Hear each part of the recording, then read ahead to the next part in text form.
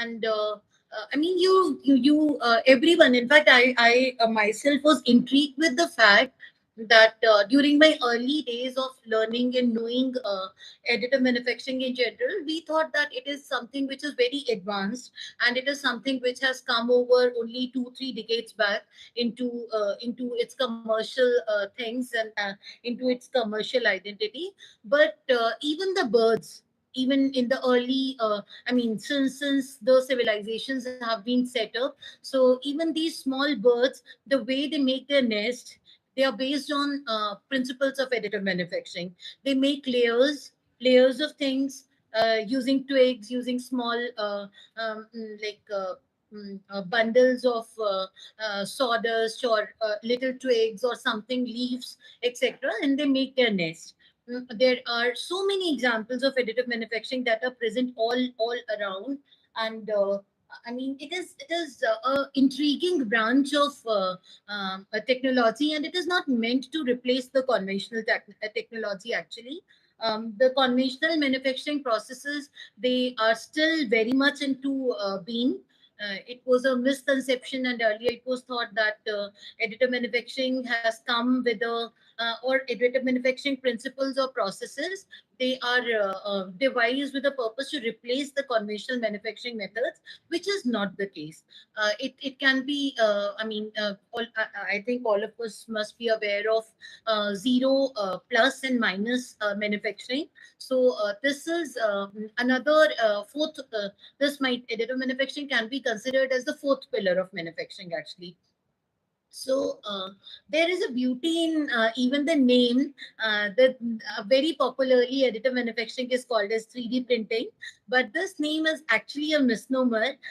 However, most of us know additive manufacturing techniques more by 3D printing rather than the actual commercial name, which is additive manufacturing. So 3D printing, initially it was only one specific process of additive manufacturing, which later it was a very press friendly sort of term, and so many people found it very easily to draw synonymous lines between 2D printing, and hence they wanted to use more of the term 3D printing rather than using additive manufacturing, which most of the people did not relate to very easily. But these days, I mean, there are different terms of reference that are used for additive manufacturing. We'll be talking about it in the subsequent slides. And I mean, as on date, there is no commercial application, be it construction industry, fashion industry, apparel industry, or jewelry industry, or commercial tooling applications, direct applications, customized applications, spacecraft applications, automotive applications, naval applications. Everywhere we can see, and of course, biomedical, which is also the theme for today's work. So, biomedical applications, everywhere we have, I mean, additive manufacturing has touched and left a mark. As on date, it should be 250. I'm sorry, I wrote it 200. I think this one is a previous slide of mine. So there are 250 plus commercial additive manufacturing processes that are available today in the market. Mm, Now, we were talking about the different terms of reference. So many times we have seen people, all the time, even the industry people, they use different terms of reference. So anyone who is new to the field of additive manufacturing field, so that person sometimes tends to get lost because you don't understand what is the difference between desktop manufacturing, or say digital manufacturing, and additive manufacturing, or 3D printing, or layered manufacturing, or digital fabrication. Actually, all of these are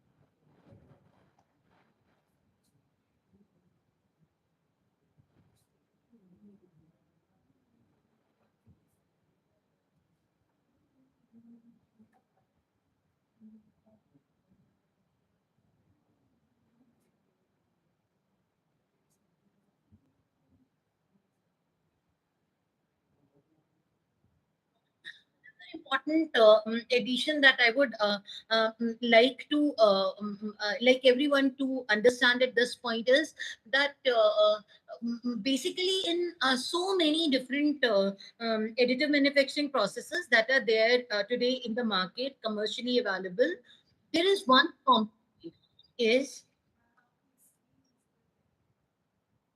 I'm so sorry that no, yeah, okay, I'll do that. Sure.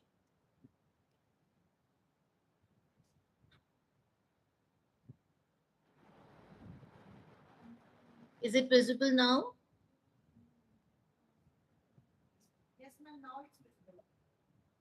Okay, let me make it full screen. Yeah. So in the previous slide, we were talking about these terms of reference.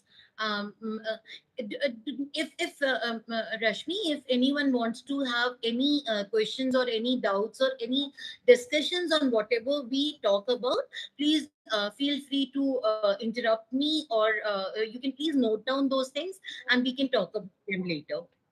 Yeah.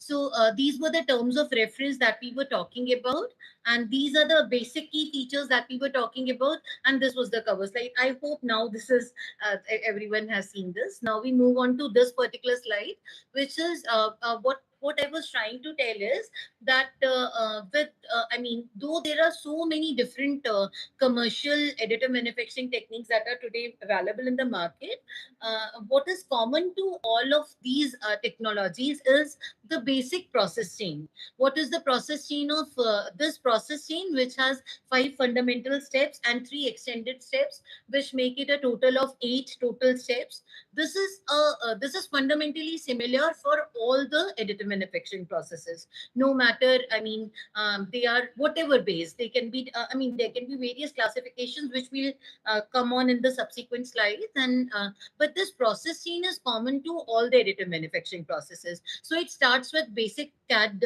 based three-dimensional model. Now, all of us who are working in the field of 3D modeling and CAD design and things like that know that this CAD based model, three-dimensional model, is, I mean, it's not always necessary that you go to a 3D modeling software and you start with a 3D model only. What you can also do is you can have this 3D model from a number of places. You can have this 3D, you can have the information of, I mean, there can be various data sources. For example, you can have the point cloud data, you can have the X-ray or ultrasonic data, you can have a scatter plot, you can have a information of three individual dimensions, that is 1D plus 1D plus 1D, and you just combine these this information and you can come up on a three-dimensional data set. Again, what you can do is you can have a planar data, that is a two-dimensional data, and you can include the information of the third dimension to it to make it a three-dimensional data. So there can be n number of ways in which we can have this three-dimensional model that we want to have. Now, this is the first fundamental step. The second step is that we need to convert this into a format that is easily readable by any of the additive manufacturing printers. Now, .stl is considered the de facto standard for most of the additive manufacturing processes, though it is not the only standard. There are so many other standards. There can be leaf format, there can be voxelized data, there can be so many other forms of data that are available in order to be inputted to the additive manufacturing systems. But since 99.9% of additive manufacturing printers, especially the commercial printers, they easily and readily read the .stl files. So most of the times what we do is that we convert this three-dimensional data, the 3D CAD model data, into the .stl data. Now, once we have this STL file, which is very, I mean, we very popularly call it the STL file.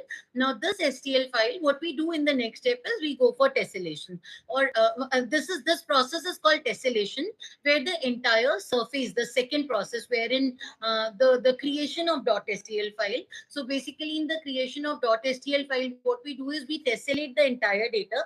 That is, we approximate the entire surface and the entire geometry of the body in terms of triangles.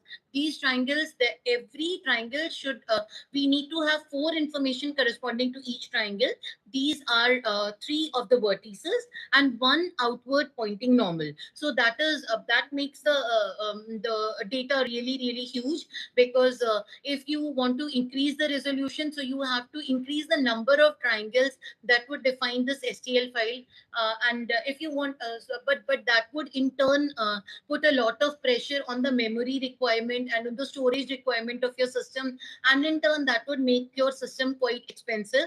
On the other hand, if you want to buy a plain, I mean, touch and play sort of machine for seeing the additive manufacturing products, or you want to have some concept models, or you want to have some fit and form models, or you want to have some functional, basic functional models, scale up or scale down models, then you can also use .stl files that are not very bulky, or that do not have, I mean, great number of triangles that are required. So this basically, you have to take a very careful consideration on the kind of system you use when you are converting the 3D model into the .stl file. Suppose it is a very high-end printer, then you will then the kind of STL file that you want to create, or the complexity of the .stl file that you want to create, or the resolution of the .stl file that you want to create will be slightly different from that which you would require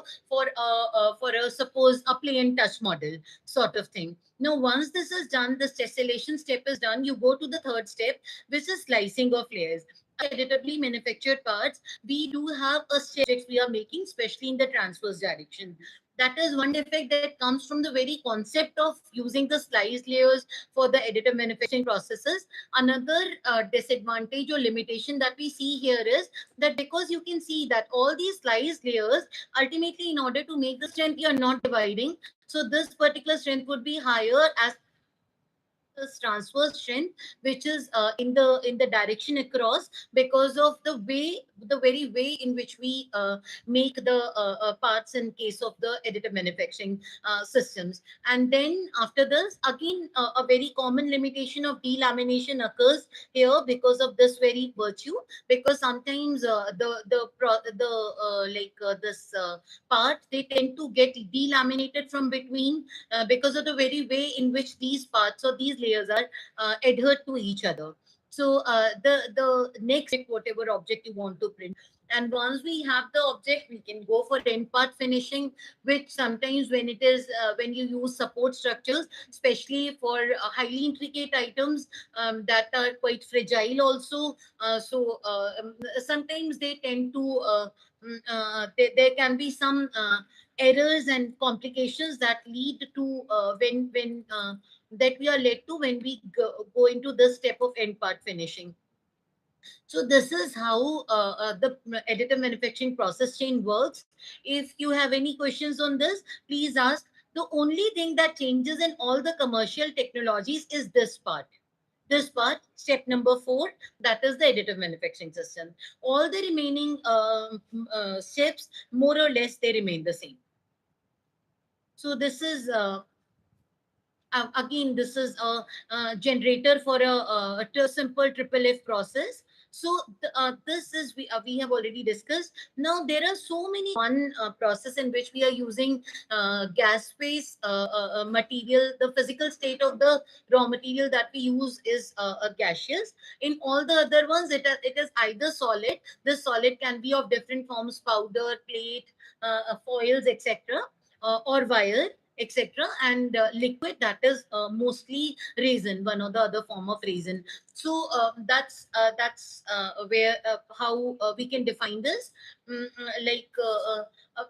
This is another one way to define. Another basis of classification can be on the basis of energy. Suppose you are using energy from laser. Suppose you are using energy from plasma. Suppose you are using energy from arc.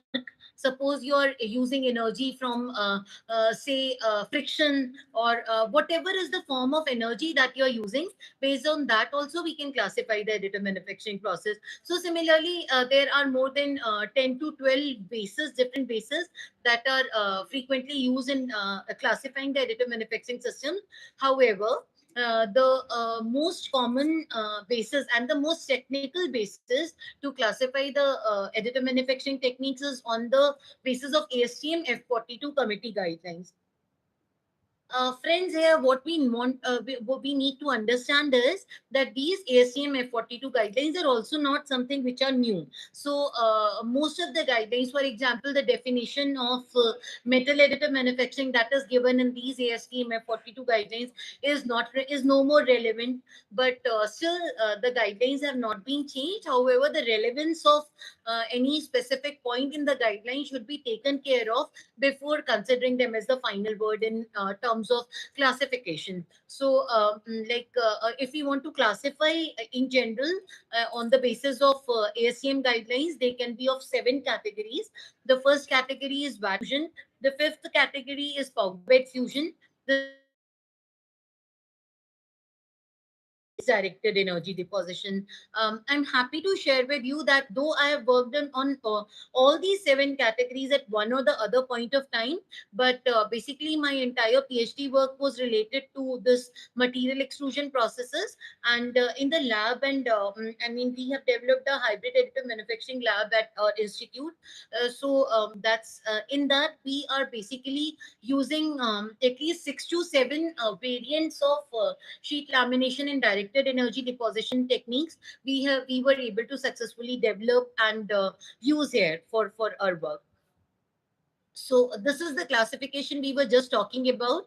Also, an important classification that I missed upon was an application based classification of the additive manufacturing processes. This was, I mean, either it can be direct application, or it can be application level is basically direct or indirect, basically on the basis of whether the product that you're making using these additive manufacturing techniques would be directly used by the customer, or it would be used by some other application. For example, when we are making a pattern with the help of some additive manufacturing process, so this pattern will not be used as the end product. Most of the times this will be used by the forging industry to make some casting, you know. So this would be considered as an indirect application level. Again, if we are making some tools with the help of additive manufacturing systems, so many tools today, because all of us understand, I hope all of us are basically in the working in the field of mechanical engineering and allied branches. So I hope all of us understand that there is a lot of work that needs to be done in most of the conventional manufacturing process with respect to the tools, dies, fixtures, etc. So the development of tool, design and development of tool, it is a complicated task to do. So many a times, very frequently, we have a special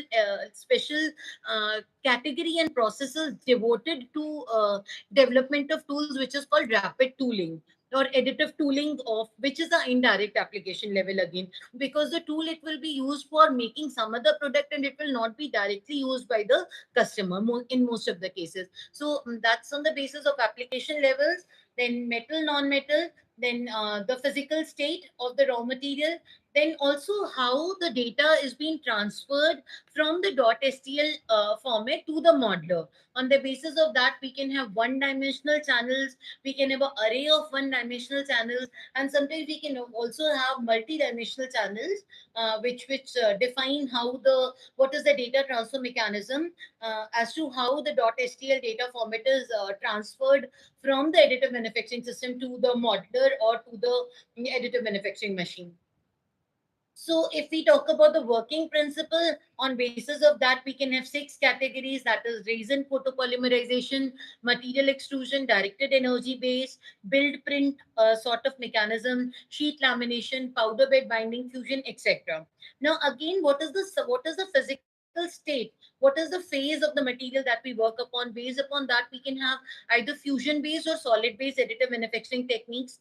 Again, on the basis of energy source, we have already discussed. On the basis of what is the raw material that you're exactly using, whether you're using plastic or you're using ceramic or you're using powder or resin or metal or bio ink or whatever. So on that basis also, we can divide our additive manufacturing systems. The theme of this particular FTP is it matches the most with H classification. The H, this is because in most of the there are two ways in which additive manufacturing is used for biomedical applications. The first way is scaffolding and tissue engineering applications.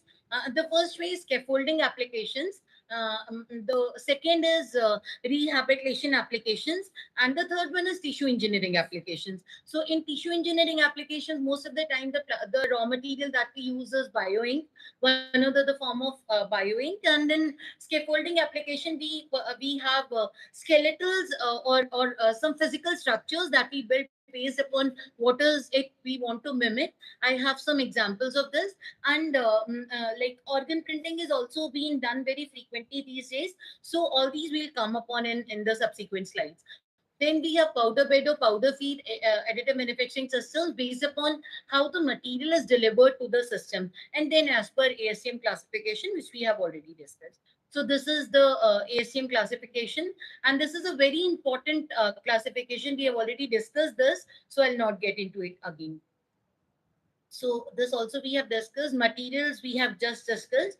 I'll just come up on I mean, this is something which I personally find very intriguing, that initially when we developed additive manufacturing systems, it was more or less confined to some powders and also only some wires. And I mean, only some very few. Most of the times it was either a non-metal, mostly in the form of some wire or extrusion based thing, and some powder based systems. But these days there is perhaps no material that we cannot process using additive manufacturing systems. We can process ceramic materials, smart materials, electronic materials, biomaterials, composites, hybrids, meta materials, FGMs, alloys, polymers, metals, etc. Everything we can today do with the help of this. So, metal additive manufacturing, I think it's out of theme, so I'll not get into this. So, what are the benefits chiefly for additive manufacturing is that we have a term which is called mass customization. You all must have heard about terms like mass production, which wherein we can make multiple type of same product in say large numbers. But mass customization is something wherein in one go of a additive manufacturing system or in one cycle of additive manufacturing system, we can sometimes make as many as 500 small components or a number of small components we can all make in one go in most of the additive manufacturing systems if we want so. Why the only limitation is that what is the energy source that we are using, what is the domain of the energy source that we are using, and how much is the bed, what is the bed size for the additive manufacturing system, or what is the build volume for the additive manufacturing system. That's the only like limitation we should say. Then it's also a green manufacturing process. Most of the cases, in most of the cases, there is I mean, like reduction of almost, if you suppose you make the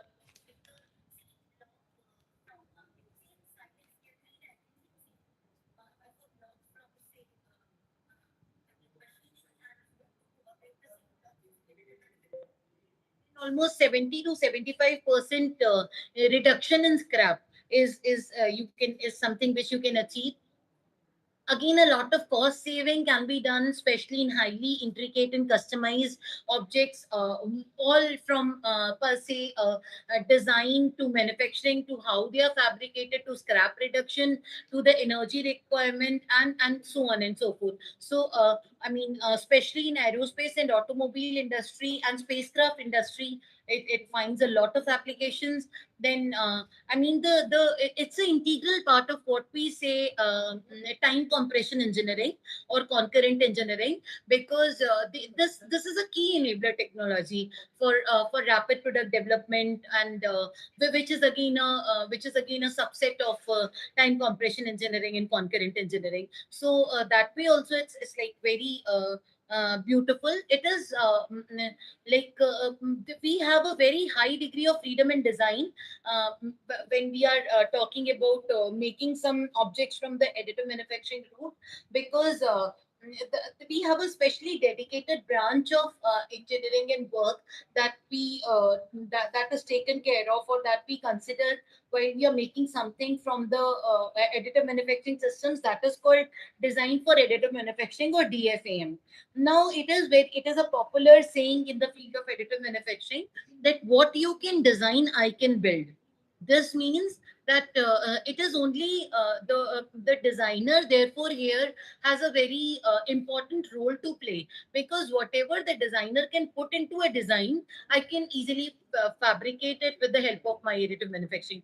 Mine means any professional who is working in the field of the additive manufacturing. So this particular point is very very important when we consider, or when we talk about the benefits or the pros of additive manufacturing. So the quality of parts, of the features, the kind of intricacy that we get in the features, and the kind of I mean like easiness in which we can make, because most of the times we do not need any tool, any jig, any fixture. It is a solo process that goes on. So it's like very easy to make parts, and the quality is highly improved, especially in terms of intricacy, and in terms of the customized things that you want to make. Again, it is a green manufacturing method, because you don't need tools, fixtures. Part intricacy is like there is no cost enhancement. Otherwise, in most of the conventional machining processes or conventional manufacturing processes, as the part intricacy becomes higher, the cost of the process becomes tremendously high. So, but that is not here. We do not see that in this particular thing. Nesting or parallel processing, I already told you that the concept of mass customization is easily can be easily done there. But the only restraint here is layout optimization. So we have a number of people who want to explore this area of layout optimization in case of additive manufacturing techniques. So lead times are also decreased here. We can have highly customized parts, tailor-made parts, meta materials, functionally graded parts. They are something, or highly engineered structures, customized structures, 4D printing structures. They can all very easily be made using this particular route. So this is where the application of additive manufacturing into especially say some organ reprinting, or say tissue engineering, it comes into being. Because if you can if we can visualize of a way wherein we can design specific scaffolds, we can which because when we design scaffolds for the other day we were working on some scaffolding applications in collaboration with a team in AIMS. So there we had to develop at least 20 to, because it is the patient specific. So we were designing these scaffolds, and I mean we had to design a new scaffold for every patient, because these bones, the structures inside a human body, they are very patient specific. So it was very easily done with the help of our systems. So that is something which can be done only with the help of additive manufacturing. Otherwise, printing these biodegradable parts, and especially in scaffolding applications, is not something which is very easy. So again, the operator intervention work, it is tremendously reduced in to supervisory level in most of the cases when we talk about these systems. So with I'll just conclude my discussion on additive manufacturing and its scope with this particular slide, wherein I just want to emphasize that as on date, these AM parts, they can be used as visualization tools. They can be used as functionally for making different type of materials, biomedical parts. They can be used to aid material characterization. They can be used in different construction engineering applications, tissue engineering, automotive engineering, aerospace engineering, hybrid engineering, direct repair, and whatnot. So this is a beautiful home, which was this was made in China, and this was directly 3D printed. So it is a 3D printing construction application. A team, we are also working in collaboration with one team at IT Kokati on this particular problem. So this is another application wherein you can see a lot of engine parts are being made, and turbine parts are being made with the help of additive manufacturing. All this has been additively manufactured. So you can see the beauty and the intricacy of the parts that are being made. If you want to make it with conventional manufacturing or machining, it would be really difficult to do so. So you can see that here, this particular part, it shows a DD nozzle, which is giving a customization to a space craft carrier on the very surface. So this is a NASA application that they are using. This these The source of these images is varied. It's none of these are mine. I have taken them from internet for research and explanatory purposes only, and have given that declaration as well. So this is a plated disc, or what we call BLIST. So this is the on-site repair application of what we say, additive manufacturing system. So you can see that here we had a broken disc at this place and at this place and at this place, and how so very beautifully. Otherwise, if it was a conventional application, we would have who could rebuild the blade inside a disc at this particular location. So we have a specific friction based additive manufacturing process, which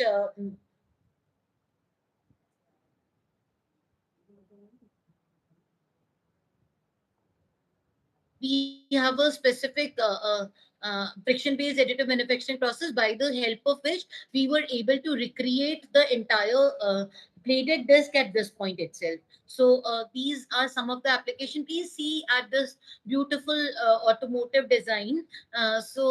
This particular image, I find it very beautiful, and it is not very new. It is quite old.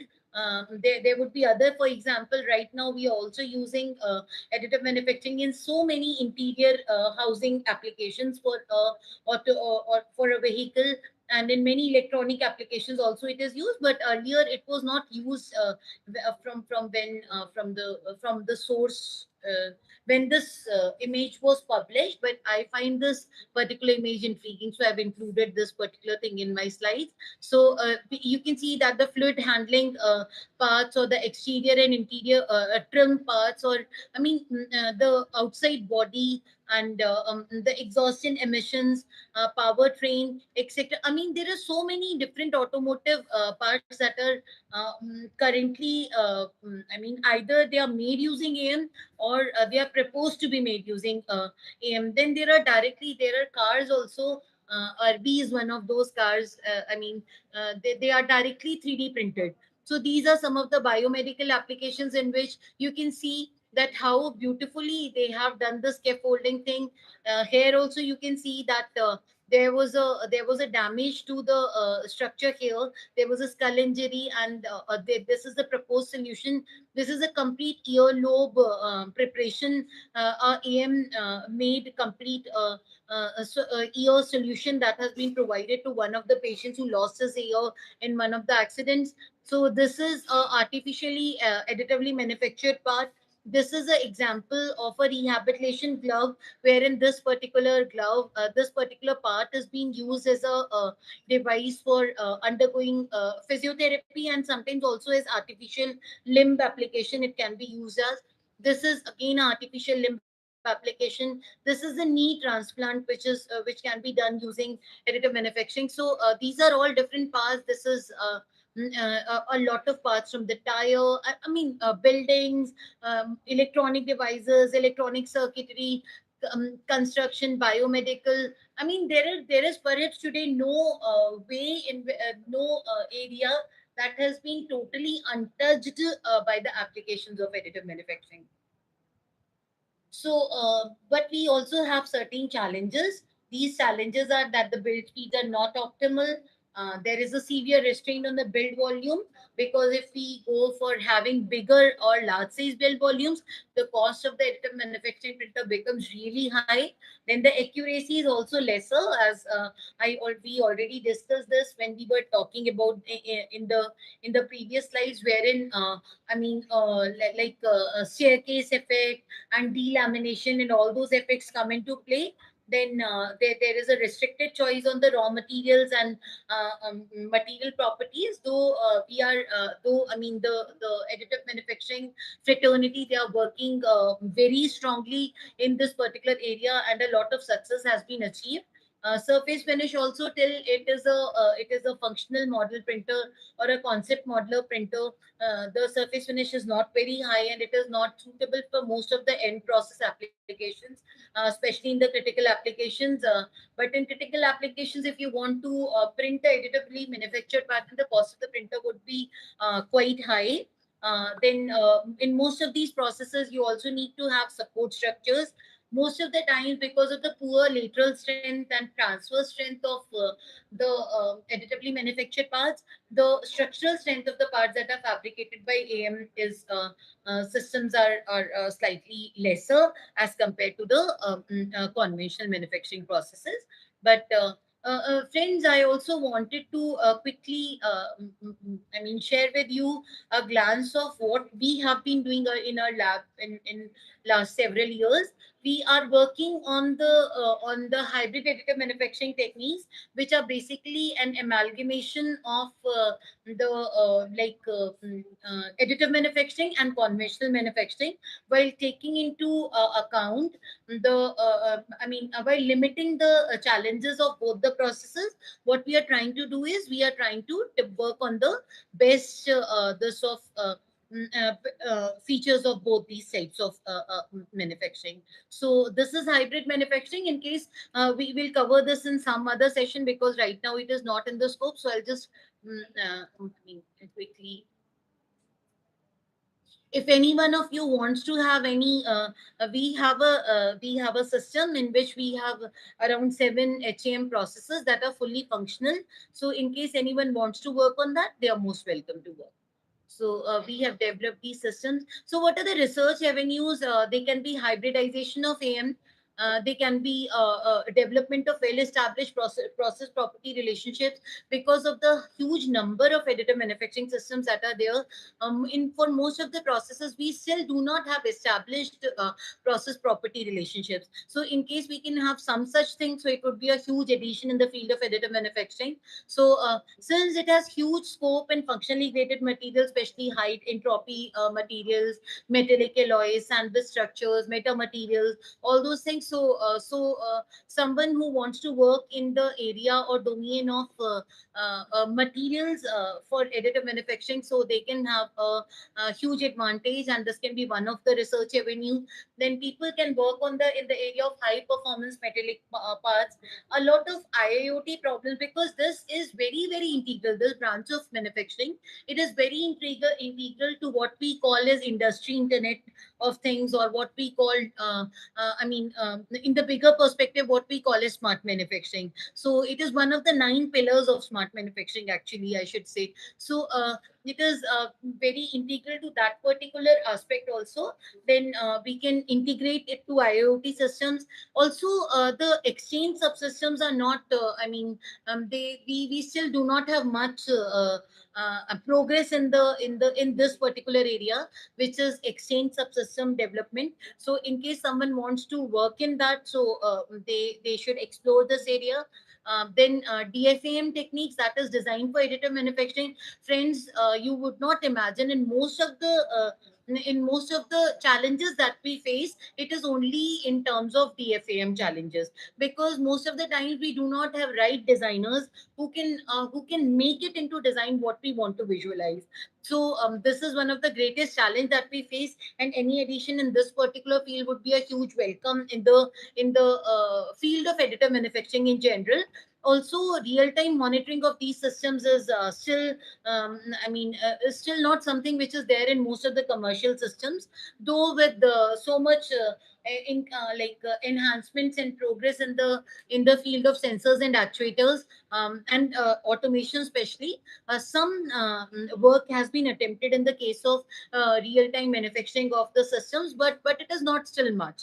And then if we want to have something, jaise ki we have these e-commerce platforms. So similarly, if you want to have some platforms wherein you want to print from anywhere, or you want to order a product from anywhere, so you want to have a standard directory of suppose additive manufacturing systems. So additive manufacturing is going to be a huge addition in that. And this is the core of, this is a contribution, little contribution in this field. We were able to come up with a few books out of this. This was a maiden book in the case of, this is all friction based hybrid additive manufacturing book. This was a first book. Then we also have core book on additive manufacturing and things like that. This is really old. I mean, it's 7 years or eight years back. So in case you want to have go through any of these, I have soft copies with me. You can just go through them. These are all published. And another important happy news that I want to, or one, not exactly happy news, one accolade to our research team, to my scholars. Of course, they have been working day and night on different problems. So we just got an invitation to publish a handbook on additive manufacturing, metal additive manufacturing, from ASME. So that's a huge accomplishment for the hybrid additive manufacturing team. That happened a few weeks back. So we have developed a, full throttle hybrid additive manufacturing lab here, which has 7 independent HAM systems. Then around 65 patents are already filed or published or granted, and a lot of articles and books and series editor and all these things. So what are the facilities that we are able to create is this particular thing, this application robotic system. We were working on a beautiful problem that was related to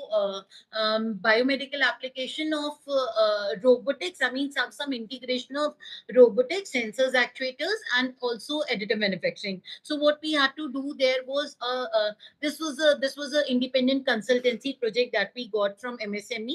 So what we developed there was a glove that could be that could work as a toy, and that could also work as something which gathered signals directly from the brain. It collected those signals, and also it collected signals from the muscles, from EG and EMG sensors. I hope all of you must have heard about them, or else please let me know in case you want any inputs from my side. I can easily show you that toy that was developed also, in case you, any one of you is keen to work on that particular field. So we were able to develop so many solutions that it was I got a appreciation letter in this particular field, application robotics. So that was our first biomedical achievement in case of with respect to additive manufacturing. So these are, this is the summary. Then so many case studies are there. I'll share these slides with Pavan sir and Rashmi madam in case you want to have these slides. So for now, that would be you can just go through these, and in case you are interested, there are individual teams that are working here in the field of bioprinting, and they have also been able to successfully make a few bioinks and biomaterials. And in case any one of you is interested, you can come and join us, or maybe come for a few days and visit the labs, and then you'll be happy. I think you'll be happy to visit this.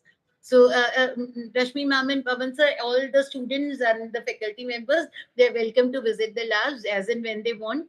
And in case anyone wants to work on that, so whatever we have developed, it is for the society also only. So it's for the benefit of all. So anyone can come and explore those. Yeah.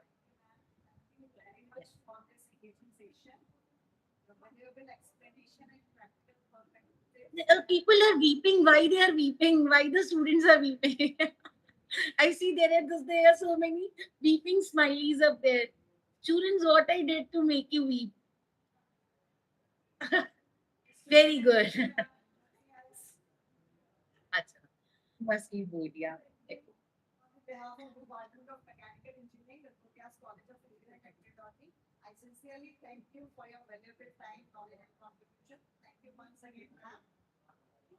Thank you, everyone. You guys are wonderful, and it, hello.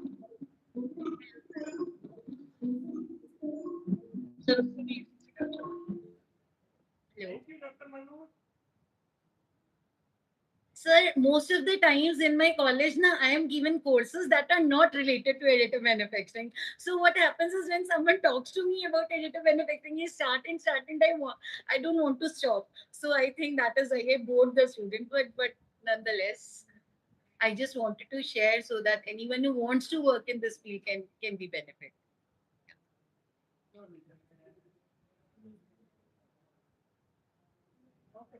Okay. Yeah. Namaste. Okay, sir.